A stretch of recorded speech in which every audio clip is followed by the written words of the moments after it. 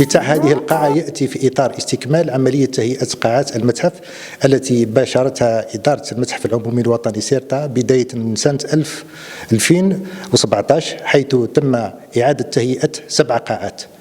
آخر قاعتين كان السنة الفارطة. اليوم بإذن الله نستكمل القاعة الثامنة والتي أسميناها قاعة قسنطينة ما قبل التاريخ.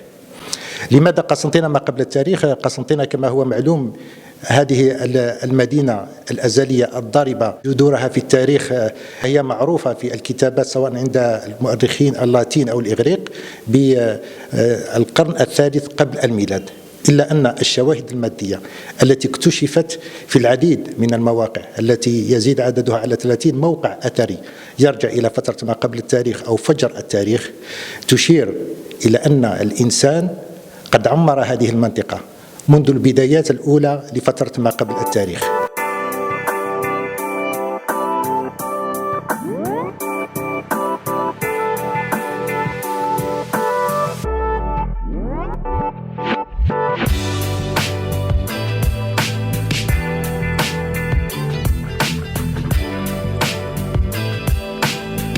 إعادة الاعتبار لهذه المدينة من خلال المواقع العديدة التي تعود إلى ما قبل التاريخ، مثل موقع كهف الدباوة وكهف الأروي وكهف الحمام، موقع المنصورة، سيدي مسيد، بنوارة. كل هذه المواقع تؤرخ إلى فترة ما قبل التاريخ، والتي كانت في وقت ما لم تأخذ حقها من التاريخ ومن الهوية الجزائرية ومن الانتماء الحضاري والبعد الحضاري للدولة الجزائرية.